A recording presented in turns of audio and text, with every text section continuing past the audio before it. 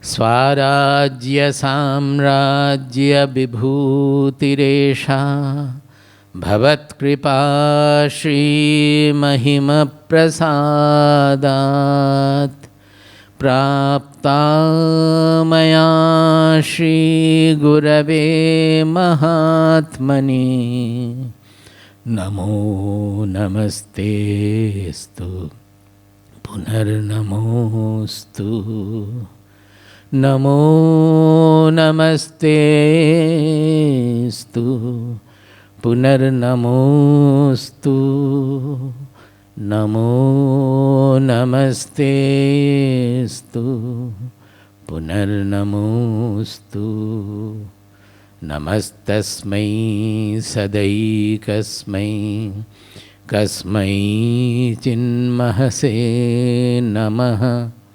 yadetad vishvarupena rajate guru rajate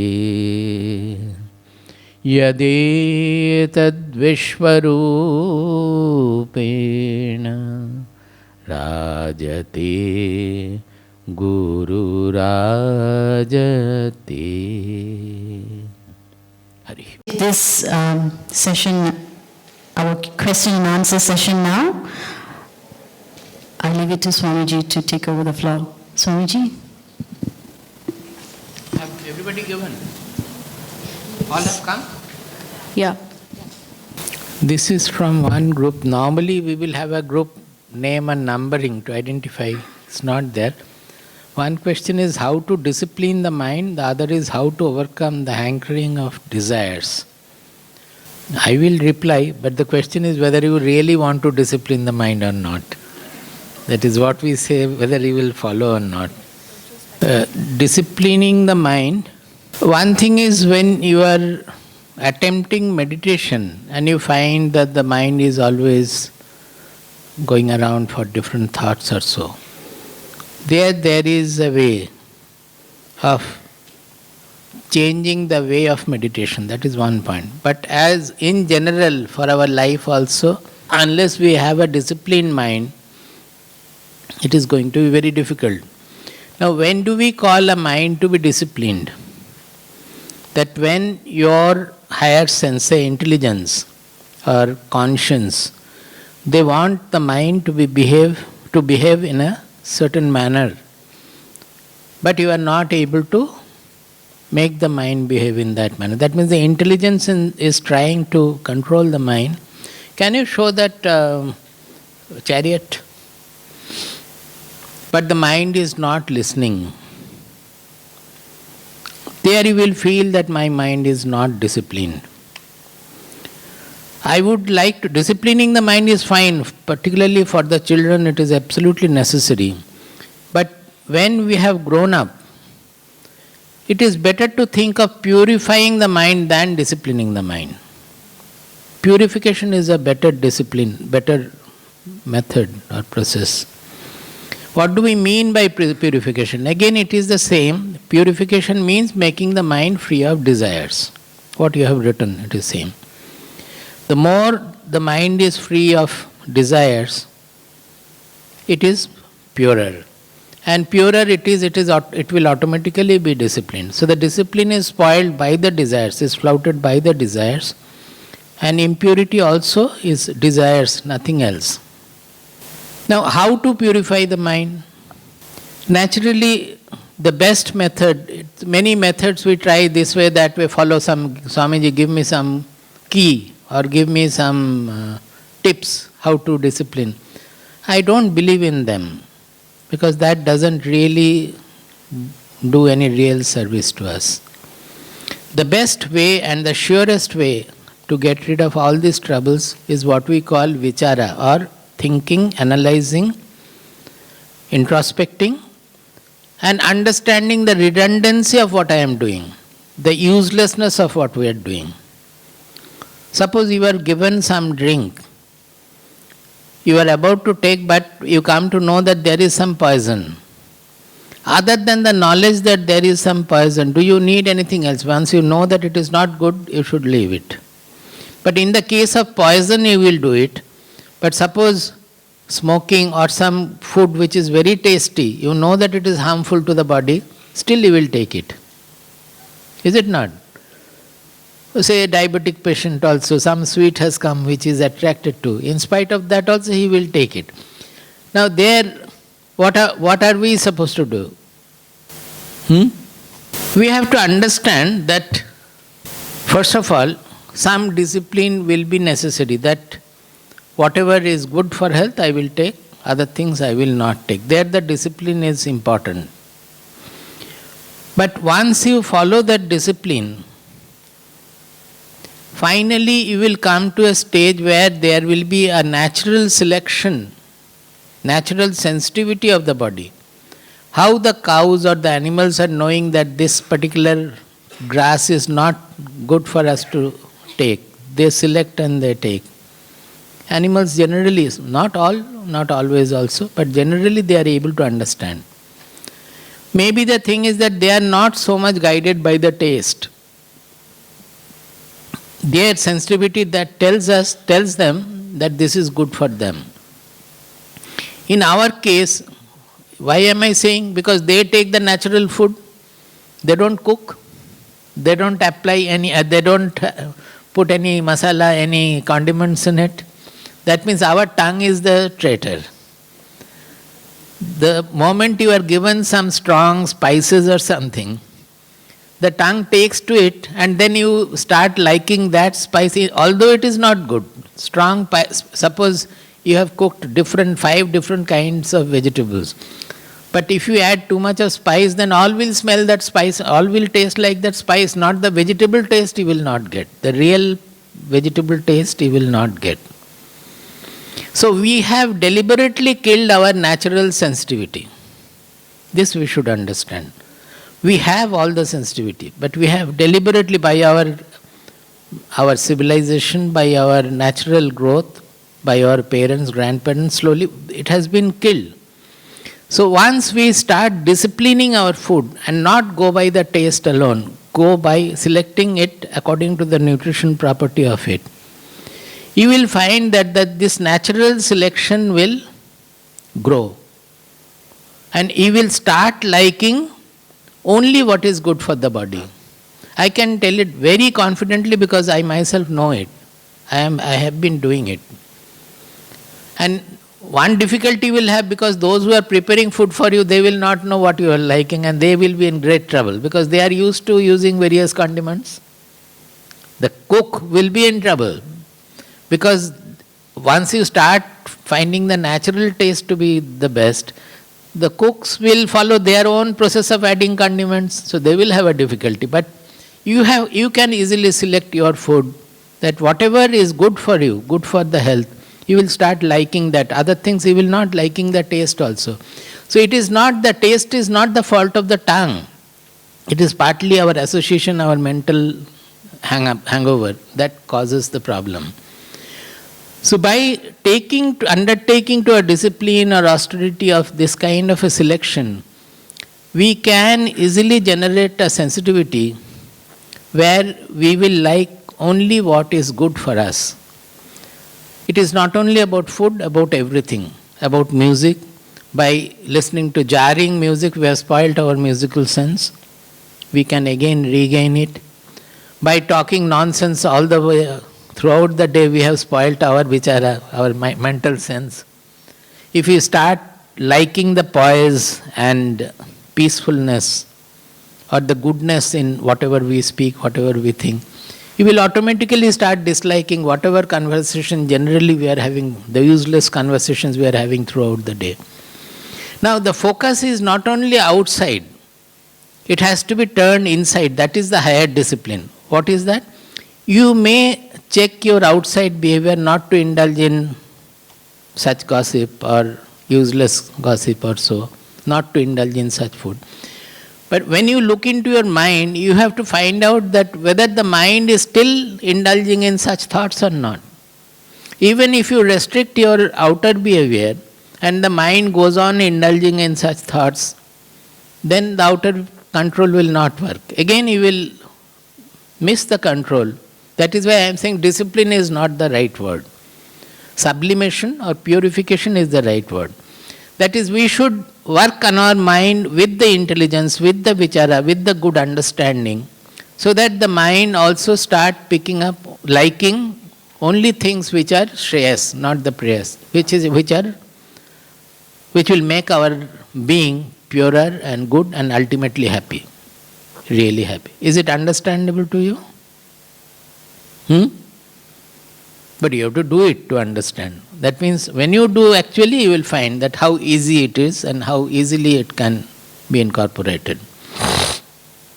So discipline, rather than putting outer discipline, it is better to look for inner discipline. Inner discipline means it is a natural way of guiding our thoughts, guiding our behavior, which is conducive to our ultimate good. This is what happens when we take the anchorage in the ultimate soul, we said, but you can say ultimate good, ultimate auspiciousness. If the intelligence is always anchored there, it will always guide the mind. It will always tell us. Initially, because of some overwhelming greed or attraction or repulsion, we will not listen to it.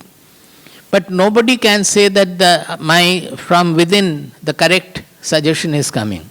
It comes, but we don't listen to it, we don't heed it because of some external attraction or repulsion. Suppose when we are misbehaving with a person, our inside it is telling that if you are a good person, it will tell that no, this is not the way to behave. You should not hurt anybody. But still we will go on hurting because we are so overwhelmed with our external dislike for the person, we will do it. Similarly, as I said, that if you know that it is poison, you will not take it. But when it is mildly harmful, you will take it. Not that the inner voice is not telling you. It is still telling you that this is bad for you, you have this problem, don't take this. But our tongue or something is attracting us towards that, and that is overwhelming the inner voice. Is it not so? So, more and more we give prominence to this voice of inner voice or the suggestion from the anchorage we have in our goodness, in our good self. The lesser will be the overwhelming nature of the outer attraction, repulsion and all the greed or whatever we have. And once we win over the external attraction, repulsion, this inner voice will become stronger and stronger and stronger. Then you will find that even when you are very active, very busy in a field, also your inside something is telling you that, no, not this way, this is not the way. You may not listen at that time, but it will come. And you will be able to, the more you heed it, more prominent it will become. Finally, it will become so prominent that it can easily overcome any attraction and repulsion. And finally, it will become the leading voice, the mind will listen to it. That is the integrated personality I have talked about in the previous session. Integrated personality means the moment the intelligence is saying, the mind will follow it. So more than discipline, it is an inner guidance, a clear heeding the inner guidance. That is more important for our personal growth and ultimately reaching the auspicious goal. For the very young people, you can think of mental discipline. That is to control the mind. You are already giving such, suppose at a very young age the child only wants to play, but you force him to study. It is a mental discipline given, disciplining the mind. When he is studying also, his mind will go here and there and he will try to avoid wherever there is a difficulty. Suppose a difficult sum is there, he would like to avoid and go to something else.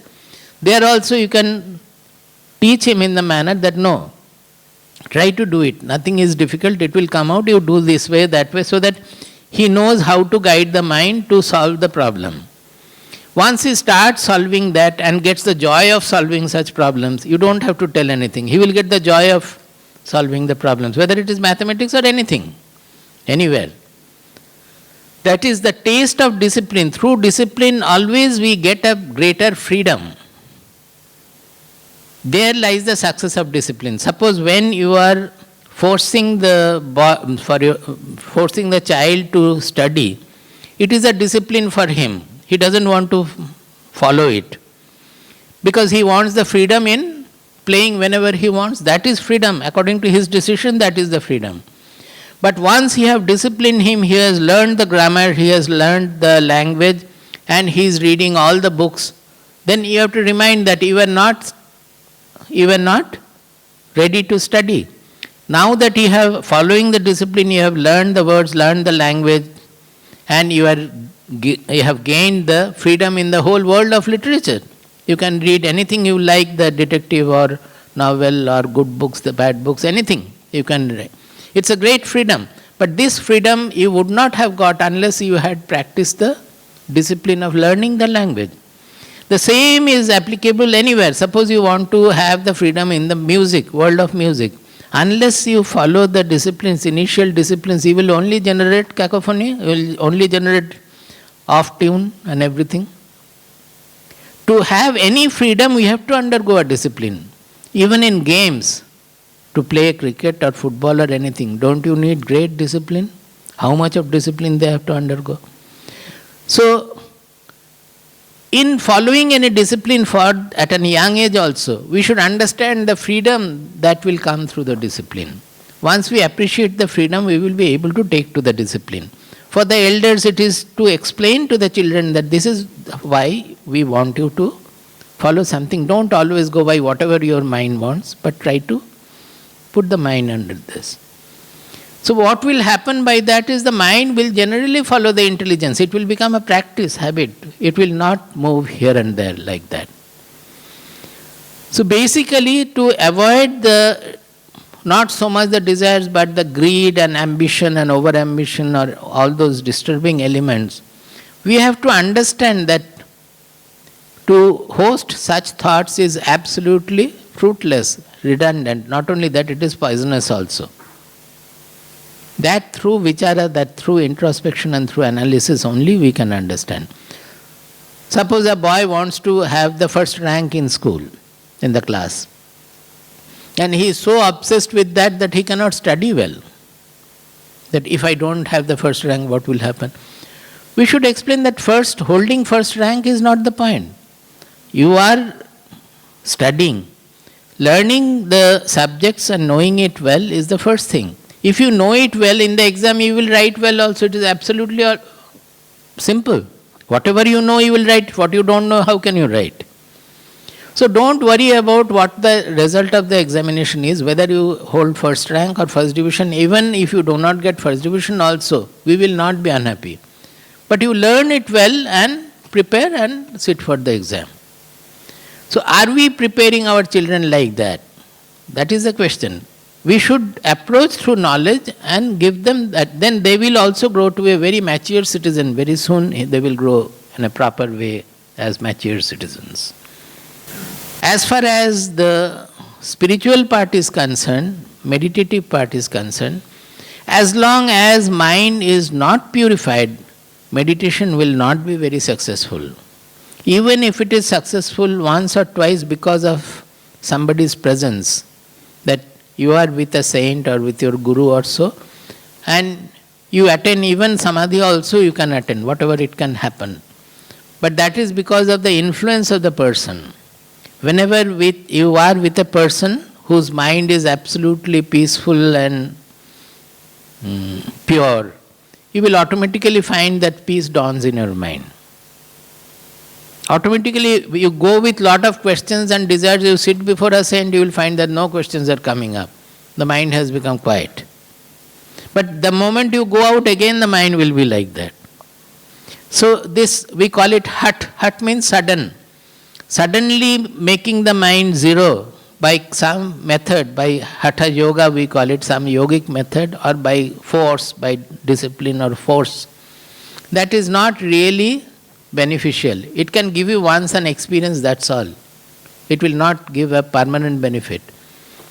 So the permanent benefit is to try to remove all the unwanted thoughts by just simply understanding that they are unwanted. And incorporating more and more virtuous thoughts. The more and more the mind becomes virtuous, pure, You will find automatically if you sit for meditation, meditation will grip you. You don't have to meditate, really speaking. It comes to such a level of purity that automatically that meditation will grip the mind. You don't have to meditate at all. That is the real meditation which will take you to the next step of evolution. By forceful meditation, making the mind thoughtless and zero, really not great effect is had. This correction we are trying to give to all now, because we have found that people think that spirituality means meditation. And they meditate once or twice, they have some peaceful sensation or something, some experience. Thereafter, if they don't have, they stop meditation also, or sometimes they do. That is, there is no clear-cut goal in front. Meditation can be successful sometimes, may not be successful more times. And you don't have any clear goal left in front. The goal of spirituality is every day it should be a progression. Every day it should be an evolution. That is, you should not go, even if you meditate and have some peace during that time, it should not be a daily cycle of I got up, I had my ablutions, then I meditated, then I took food, then I went to the office, then came back, read something and had meditation, slept, and then again. But there is no progression. It is going on the same. Why? Because meditation is just becoming zero, nothing else. That is not spirituality. Spirituality means we should evolve every day. Every day should be a new day with some progress. If you consider that the pursuit is having purity, is to purify the mind, removing the unwanted thoughts, bringing in, incorporating the good virtues, removing the vices, then you will find that there is enough to do. Every day you can work on it. There is no end to it also. The moment some bad thoughts about somebody comes, it will be pointed out. You will be able to detect it. You will be able to treat it also. So this discipline is to be, we have in Sanskrit a word called atma. That means who is guided by the inner truth. The mind should be guided by the inner truth or ultimate truth. That is what we are aiming at. We are aiming at the permanent happiness, as we say, that the ultimate happiness. That means the ultimate happiness is a natural property of our real identity. If it is so, then whenever there is selfishness coming in our behavior, intelligence should tell us that no, I should become universal, not selfish. The moment we are blaming somebody, no, this blaming is putting my mind into stress. Nothing is happening elsewhere. By blaming somebody, nothing is happening to that person. It is only my mind is getting polluted, my mind is stressed, and I don't want that situation. Immediately the intelligence will correct you that the stress I am creating myself by behaving in a selfish manner, constricted manner. This is a constriction, you should get rid of it. The moment fear comes, what am I fearing? Something I will lose, or some adverse situation I will face. Let me have courage enough to face the situation, or to lose something, what I have to lose. The moment we treat our mind like this, we will be fearless. We will become free also. Is it okay? Desires, developing higher thoughts and higher desires, desire for scriptures and knowledge, God, self-realization. Are these higher desires all right, even if they are many? Do we need to reach zero desire even then? No, what happens is that this higher desire is very important in the beginning. Without that you cannot evolve. That now we are desiring for many worldly things. When we want to become good or evolve into that ultimate truth or ultimate happiness or peace or so, it is not really desire. Desire you can call, but it has to be, desire has to become an aspiration. You understand the difference between the two? A desire is only an imaginary thinking that I will become good. Suppose pure, we are talking about purity. The desire for purity is, I want to become pure. That's it. Whereas aspiration for purity is, the purity will work in your mind always. The moment the impurity comes, you will try to remove it. You understand the difference? Aspiration is a current force working in you. Whereas desire is something imaginary situation you are imagining in your mind of a future situation. There is a time gap. In desire, there is a time gap. Now I am thinking that I will become good someday. Whereas aspiration is, I want to become good. And that aspiration to become good will make me good every moment. The moment anything bad comes, I will try to remove it. So, although these higher desires, we are calling them desire, they have to be replaced by aspiration. That means making it a current force. Suppose, can you call that, I want to love that man after 2 years? Has it any meaning? Love means it is a working force in you. I love him. It is like, the aspiration is like that. It is a current force working in you. So anything for the higher goal also, higher aims, be it self-realization or knowledge or whatever you say, you cannot have the desire for knowledge, then that desire will remain desire. Never knowledge will come to you. When it becomes aspiration, from each and every event you will learn. Start learning. In fact, because of that, we have formed these sessions in this manner, so that it becomes a current force for you. Otherwise, I would have spoken so much about Atma and Brahman and all and gone away, and you will also think that I have known Brahman, I have known Atma, and you would have gone away with that knowledge. Nothing would have happened, no change would have taken place. So, initially, that what is needed is that aspiration, not desire. If we can replace the desire for higher things also by an aspiration, that is what is needed. Usually you will find such statements that initially that desire is necessary because that desire makes you leave all other desires. The petty desires will go because of this desire. And then finally this desire also you have to leave. That is the standard way of explanation, which I did not say.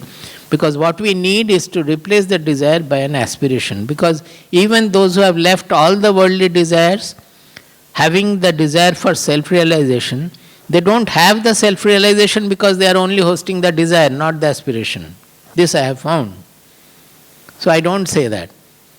The desire for self-realization we don't want. We want aspiration for self-realization. Because what is the self? It is your own identity.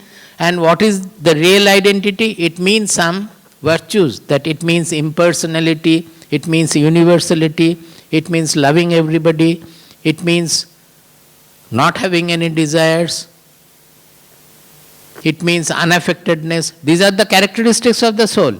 So if you aspire for the soul, then every moment should you not become more impersonal, more unaffected, whatever situation, cultivating that unaffectedness, becoming more universal, leaving your selfishness.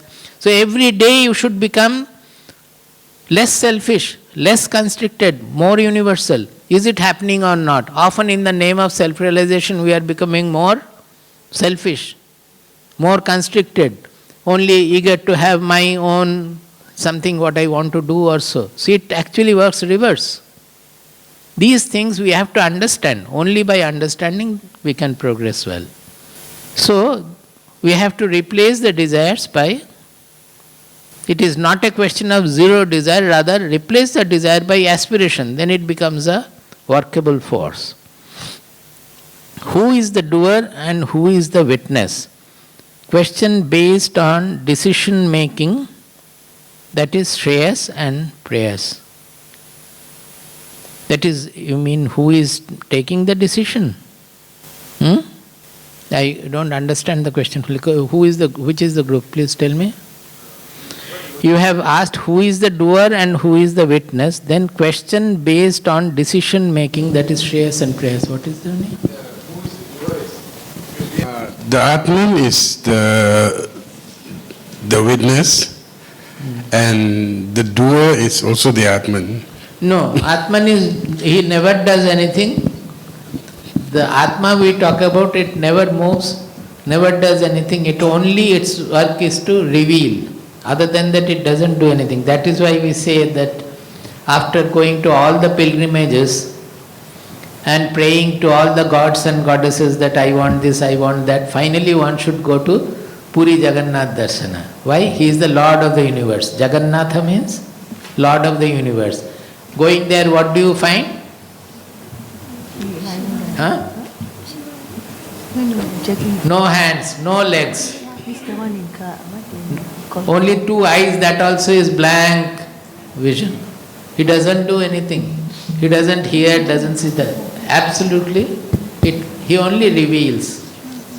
It is called Kevali Bhava. That means that is the Atma. But when you are saying that who is the doer, it is the intelligence in your second part, that is shreyas and preyas, decision making. It is for the intelligence to make the decision.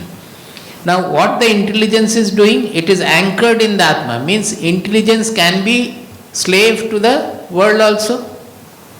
Suppose are not the dacoits and thieves also very intelligent? They have to think how to rob the bank. They are applying their intelligence to steal. But the same intelligence can be plugged, anchored to our ultimate auspicious goal also, to our soul.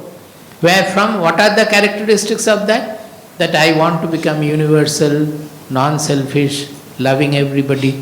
So when the intelligence is anchored in that soul, our inmost identity, it will always get the proper guidance from there, and it will pass it over to the mind.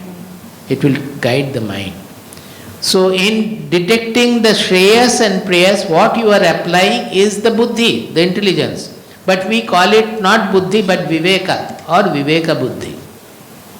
The buddhi, when it is not slave to the worldly situations, world objects, it is called viveka buddhi. Normally our buddhi is slave to that. Whatever the senses want, whatever the mind wants, according to that the buddhi will guide. When it is out of that slavery and it works with that ultimate goal in mind, then it becomes the viveka buddhi. So in selecting the shreyas and preyas, it is the viveka who makes the selection. It is the buddhi only. Is it okay? Does buddhi come automatically, or does one need to put effort to develop this? Absolutely effort, no other way. Without effort, nothing will happen. See, all the scriptures, huge scriptures, so much has been written. The purpose is only to transform human being, to help people to transform themselves. We cannot change the world, but we can change our mind, our intelligence, our emotion. In Yoga Vasishta there is a shloka, Purne manasi sampurnam jagat sarvam sudhadravaihi upanat gudhapadasya nanu charmastrutaiva bhuhu. He says that a person who doesn't want to get in touch with the dust, is he going to cover the whole earth with leather so that he doesn't come in touch with dust and then walk over the earth? Or he will put on leather sandal or leather shoes and go anywhere he wants. He will not come in touch with the dust. We will not be able to change the world. And we go on condemning the world, he is bad, this is bad, the world is bad, the country is bad, the politicians are bad. You go on condemning everybody, nothing is going to happen. Your mind will suffer more and more stress by that. When you purify your own mind, when the mind becomes full, then the whole world becomes nectarine. To make the mind full, it is you, the buddhi, who has to take the decision. And what is the effort for the buddhi? It is to always be guided by the good sense, by the good thoughts, by the good scriptures, by the good people. For that, buddhi will have to make an effort. Not an effort, quite a lot of effort. Even to become effortless also, buddhi has to make an effort. In the meditation, you get troubled because the buddhi remains effortful. Oh, is this, I am meditating, am I sleeping or meditating? That question also will come. So to make the buddhi absolutely silent, not to put any effort also, the effort is necessary. You have to completely surrender in meditation, the effortlessness. First you have to make the body absolutely effortless, that is, it is called sukhasanam, that means very comfortable sitting. You have to sit comfortably, otherwise body will go on telling you. Next is prayatna shaithilya, that means effortlessness, relaxation. If you meditate and now I am going to meditate and end up at the end of 1 hour or so, if at all you do, end up absolutely tired, fighting with the mind. Swamiji, the mind goes here and there. Then it is reverse of meditation, it is not meditation. If you feel weaker after the meditation, it is not. You must, the relaxation is the must for the meditation. You should feel absolutely relaxed. Like a fluid, like water, the whole being will appear to be simply flowing initially and then getting merged in the absolute melting, that kind of a feeling, dissolve, dissolution. So the effortlessness is much there. But to have that effortlessness, you have to apply your intelligence, that I am becoming effortful, you have to catch that. Where am I becoming effortful, you have to catch that. And how can I become effortless, that also you have to learn. To become effortless, you have to completely release, surrender. Surrender to what? Surrender to the ultimate truth, or surrender to your guru, or wherever. But the fact is your mind. That mind which is putting the effort, that mind has to become effortless. So all these analysis the buddhi has to do. So effort is necessary, and not only is necessary, is indispensable. How would you compare giving up voluntarily, between giving up voluntarily and having it taken away? This, do I have to compare? You can compare better, na? Who is this? Which is the group? What did you mean? That sannyasin and the person who lost. But what is the question? You compare between giving up voluntarily and having it taken away. Comparing means what? I have already compared. What other comparison you want? In terms of the response, in terms of responding to, even though at the end result is the situation of both these people are the same. No, not end result is same. Only the initial result is same.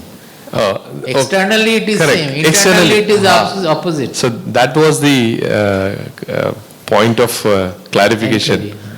Externally both are without that. One has lost, one has left. So materially seeing, objectively seeing, the situation is same. Yes. But when you look into the mind, it is entirely different. And here the difference I wanted to point out is for the person who is suffering also, he is suffering because his mind is not having the readiness to accept the situation which has happened. You cannot, but you have to accept it. Your mind is not accepting. Worldly, but in the external sense, what will you do by not accepting? You cannot go back in time. That doesn't mean that you accept means that you cannot work anymore for that. That doesn't mean. You can work again, and that will be much better in a peaceful state of the mind. In a disturbed state of the mind, when you are howling, crying, etc., you cannot do anything.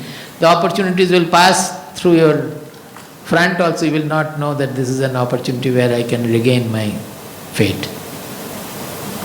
Do you agree? Could Swamiji please explain the proper ways to do atma vichara? There are many ways of doing atma vichara. What we do in spirituality is always the atma vichara. That means understanding what is atma and what is anatma. That means when we look into our being, I inquire into who am I. That is, what is the atma means, who am I?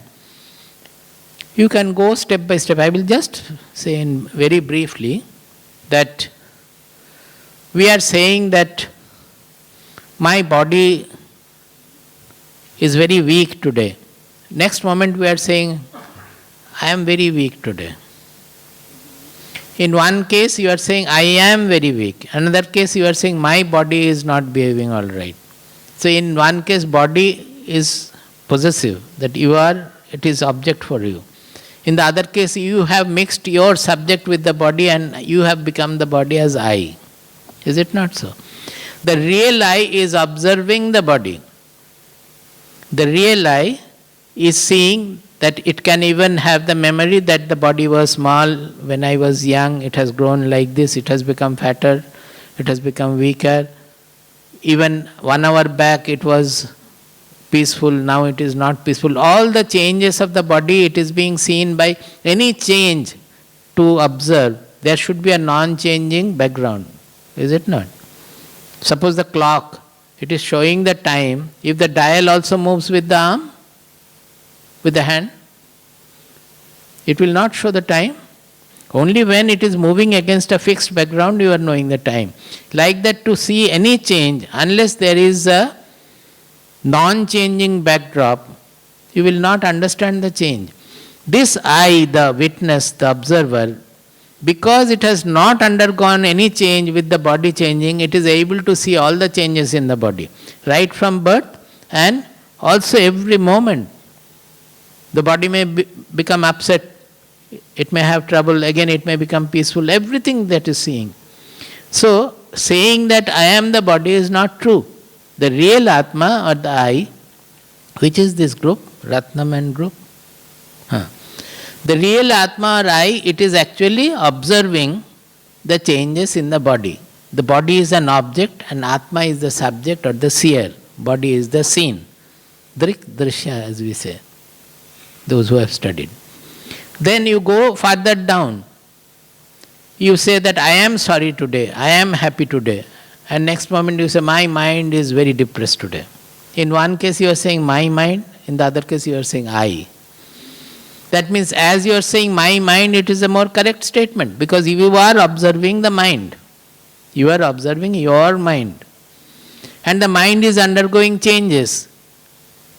Even every moment it is undergoing changes and you are able to observe that, you know that. Even when you came for this workshop, whatever the mind was thinking, now it is perhaps thinking different. And who is the observer? You are seeing it.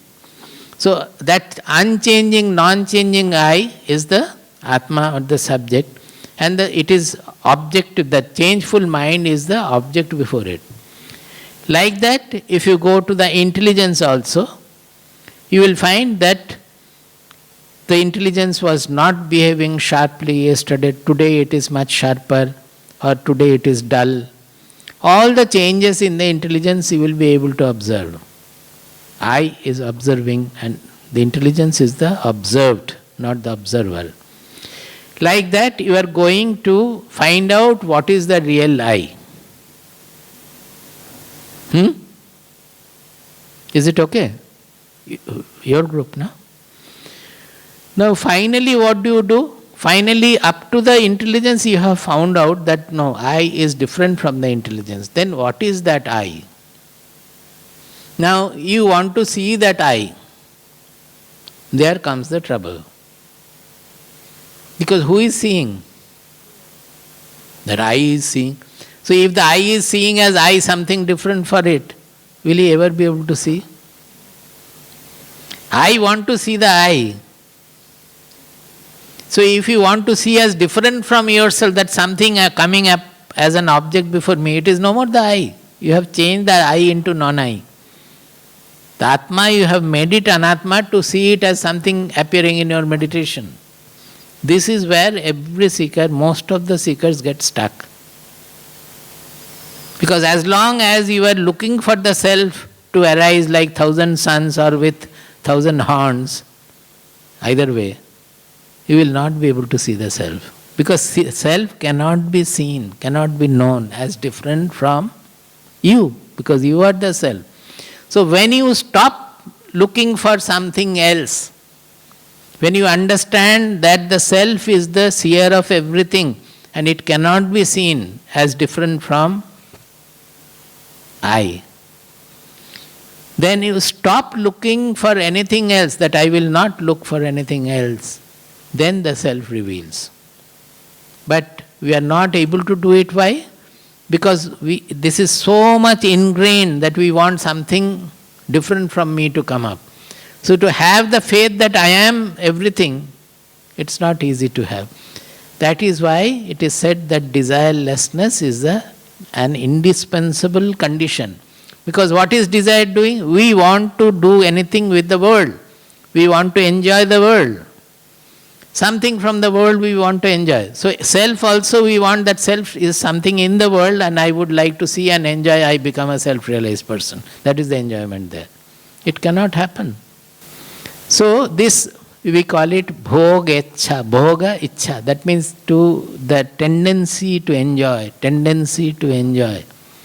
When that goes, when I understand that nothing from the external world or internal world can give me the ultimate fulfillment. Stop looking for anything. Then the self reveals itself. Because when the world vanishes, there is no signal. That no signal state is the self. Suppose now, if the self is revealing this, first of all you have to understand whatever we are interacting with, unless it appears in my consciousness, will we know it? All of you are there, but you have to appear in my mind, otherwise I will not know you. So truly speaking, what am I interacting with is whatever is appearing in my consciousness. Even my own body, mind, personality, unless it appears in my consciousness, will we know it? We will not know. So what I am actually interacting with is the world. The world means the external world, as well as the internal world of thoughts and emotions. When they appear in the consciousness, I know, and that is the world I am interacting with. So, we have nothing to gain anything from outside. We have nothing to gain from outside at all. When the mind recoils like that, it withdraws, then the self reveals. This microphone I am seeing because this is revealed by the self, by the consciousness. It has to appear in the consciousness to know. But what happens is that our focus is always on what is revealed and not the revealer. Revealer is the consciousness. What is revealed is the microphone. So immediately the microphone is revealed, our focus is on the microphone. But the consciousness which is revealing the microphone, we are missing it. Don't agree? So every moment our focus is on what is revealed and not on the revealer. So when nothing is revealed, no world, that is why thoughtlessness and all those terms have come. Thoughtless means what? Nothing, no signal state. When nothing is to be revealed, then the consciousness is left free and we are not focusing on any limited object or anything. Then we come to know what is this consciousness of the atma. Is it any meaningful to you? No. Difficult. Why difficult? It should not be difficult. Doing it might be difficult, in understanding there should not be any difficulty. So this is what is meant by atma vichara.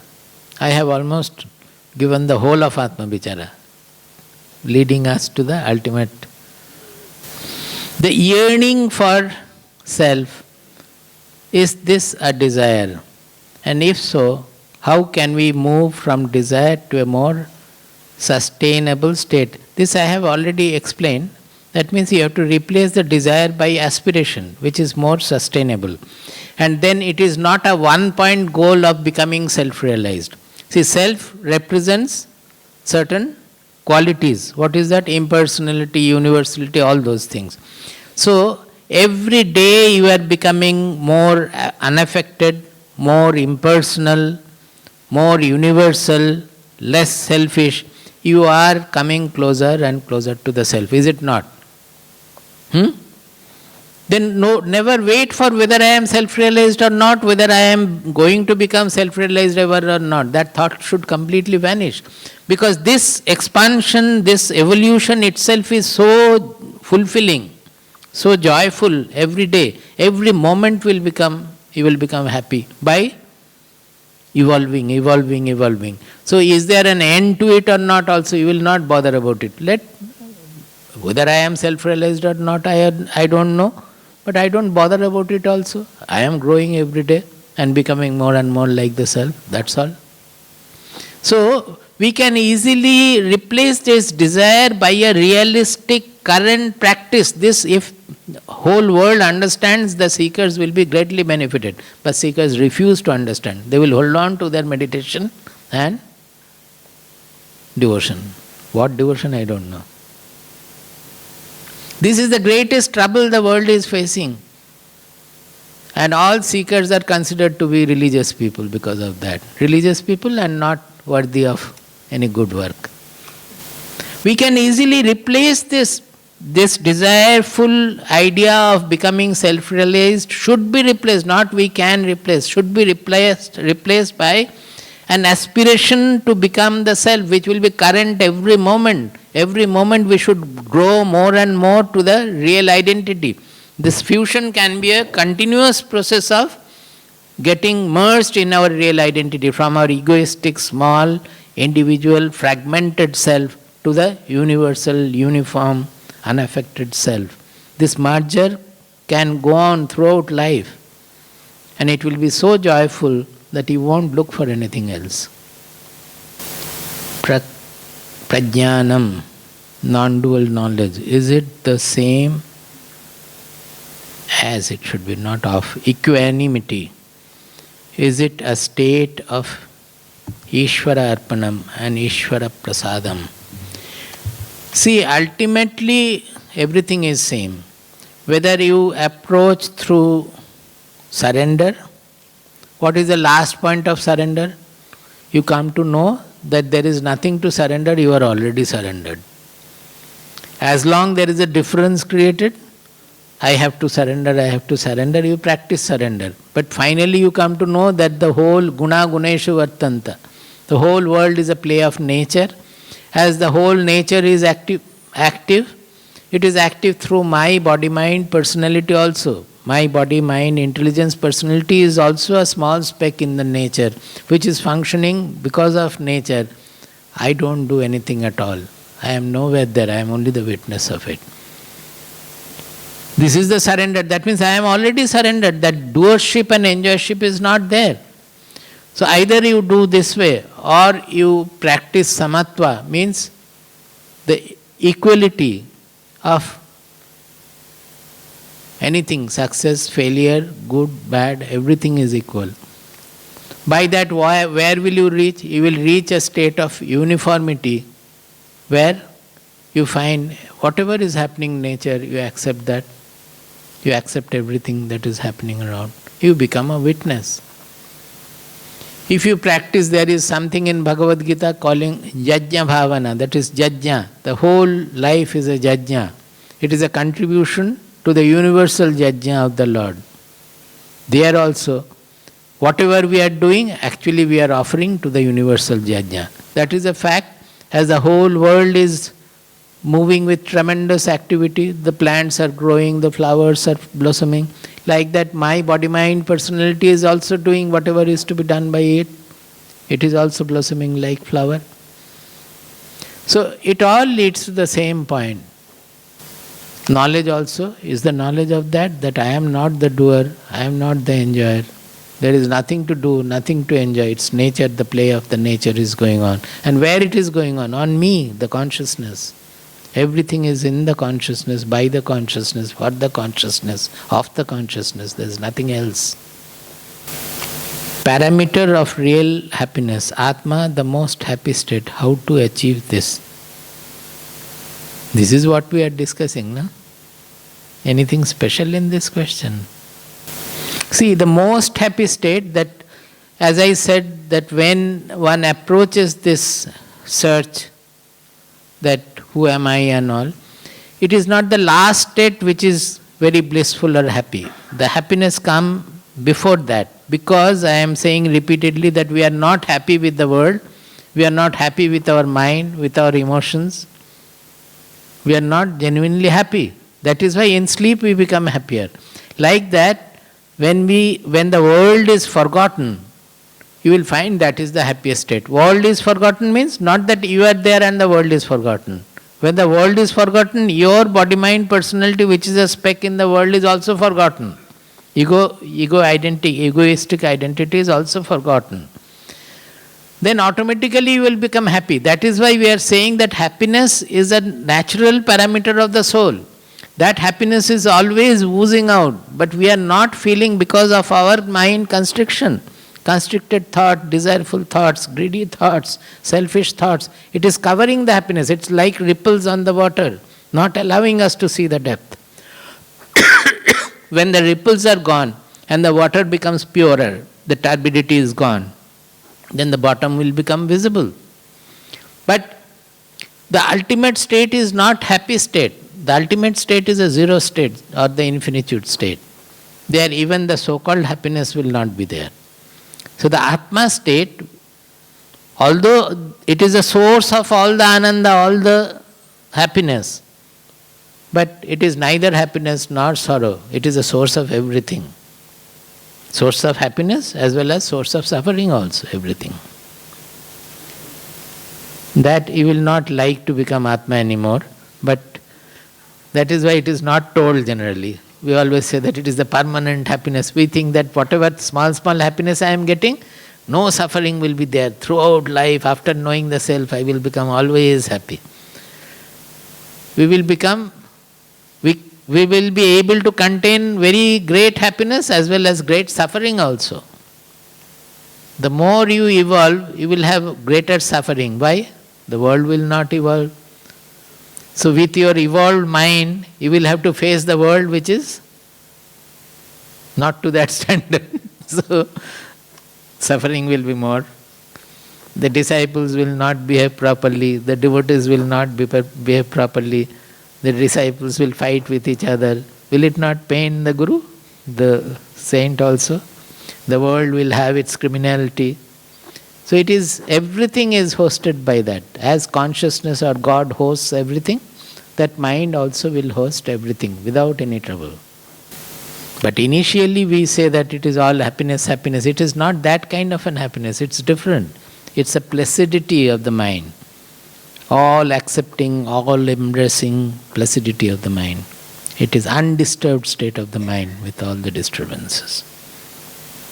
How to incorporate self-realization in my day-to-day life amidst my career, family and commitments. Whatever I have said in that, no activity is shunned. It is all to practice the sadhana through your activity. All the purity will come through your activity. If you shun your activities, you will not understand what all pollutions are hidden in me. So all the activities, your family life, your profession, your friend circle, your interactions with the friends or enemies, everything will be an opportunity to see, find out the impurities that have to be removed. So it is an opportunity for sadhana, it is not a hindrance to sadhana. So don't say that I have no time. Time, the whole day is your time. This is not a meditative sadhana when half an hour you meditate and 23 hours you get involved in all kinds of nonsense. How to incorporate self-realization in my day-to-day? Did you get your answer? It is not a meditative process. Meditative process you can do to know what is there inside the mind. But the real sadhana is throughout our activities, throughout the day, through all our activities. Because they are an opportunity to see our real qualities inside and to bring in a transformation. How do I fix myself with ultimate power. You don't have to fix yourself with ultimate power, it is there in you. Fix myself means you can fix yourself with your real identity, that is the ultimate power, by finding out whatever is hindering you. That means again applying the viveka, and what is the ultimate state of identity? Ultimate identity for us, it is universal, as I am saying repeatedly, non-selfish, without any constriction, without any stain. So wherever I am feeling that it is a constricting element in my mind or so, go on removing that. More and more we become liberal, we become non-selfish, we become universal. We are getting fixed to the ultimate power, no doubt about it. I think it's done. All the questions are done.